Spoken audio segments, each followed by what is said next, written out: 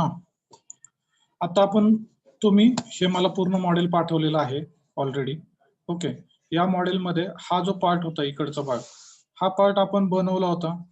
तुम्हाला मागच्या व्हिडिओमध्ये हा पार्ट पाहायला भेटेल. राहिला हा फक्त पॅड करून केलेला पार्ट आहे इथपर्यंत. ओके, पण तो पार्ट आतमधून म्हणजे पाईप स्ट्रक्चर असल्यामुळे मी लास्टला क्लोजिंग केलेलं आहे त्याला. इकडच्या साईडनी पण क्लोजिंग आहे, इकडनं पण क्लोजिंग बनवलेलं आहे, कारण तो आतमध्ये पाईप स्ट्रक्चर आहे. ओके, आता हा सेम पार्ट तुम्हाला पलीकडच्या प्लेनला पण पाहिजे, इकडे पण पाहिजे. ओके, तर त्यासाठी आपण काय करतो, पहिलं याला मिरर कमांडनी इकडे आपण घेऊ शकतो. मिरर याचा सेम पार्ट इकडे पण दिसेल, फक्त रिव्हर्स डायरेक्शनला दिसेल. ओके, मिरर करायचंय म्हटल्यावरती मिरर कमांड सिलेक्ट जर केली तर त्याच्या अगोदर कुठले पार्ट मिरर करायचंय ते तुम्हाला सिलेक्ट करावं लागतं. आणि मग तो दुसरा काय म्हणतो, मिरर एलिमेंट. मी समजा हा पॅड घेतला, मिरर एलिमेंटला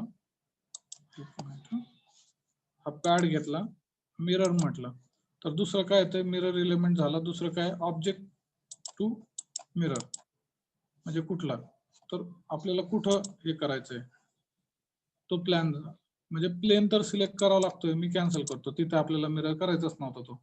मग प्लेन सिलेक्ट करावा लागतो आणि ऑब्जेक्ट. पण आता इथे सेंटरला आपल्याकडे एक पण प्लेन नाहीये.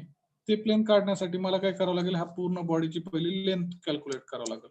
टोटल लेंथ कॅल्क्युलेट करण्यासाठी इथं मेजर बिटवीन कुठल्या पॉइंट पासून, या प्लेन पासून हा सरफेस किती आहे, 570 mm चा आहे.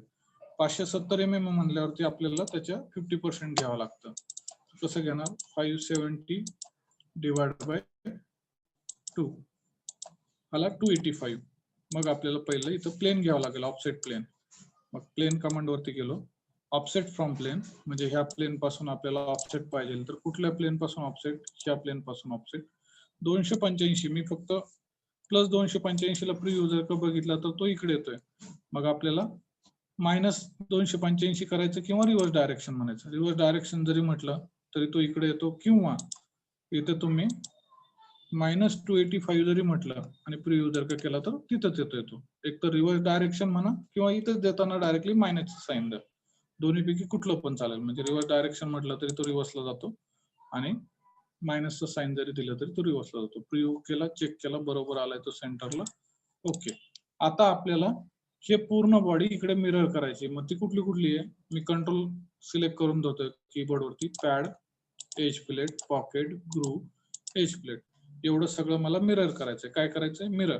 इथं मिरर कमांड, मिरर, यस. आणि कुठे, तर ह्या प्लेन भोवती मिरर. ओके, ठीक आहे. पूर्ण 100% बॉडी इकडे मिरर कमांडनी इकडे आलेली. ओके, ही बॉडी जशीच तशी पूर्ण इकडे मिरर कमांडनी रिफ्लेक्ट होती. ओके, आलं पूर्ण. ही बॉडी जशीच तशी इकडे आलेली. ठीक आहे, मिरर कमांड वापरली, 100% बॉडी इकडे. आता ज्यावेळेस याचं ह्या पार्टला तुम्हाला कुठल्याही दुसऱ्या सॉफ्टवेअर मध्ये ओपन करायचंय, जसं की ANSYS किंवा प्रोई किंवा कुठल्याही वेगळ्या सॉफ्टवेअर मध्ये घ्यायचं जर का म्हटलं तर त्याला .stp फाईल किंवा IGS फाईल घ्यायची. बट मॉडेल जर का पाहिजे जर का असेल तर मग तुम्हाला .stp घ्यावं लागेल. आणि सरफेस मॉडेल पाहिजे जर का असेल तर IGS. पण आपल्याला मॉडेल लागतंय. मग फाईल, पहिली फाईल अशी सेव्ह केली आपण, म्हणजे हा पार्ट सेव्ह झाला. फाईल सेव्ह ॲज कशात पाहिजे आपल्याला, .stp.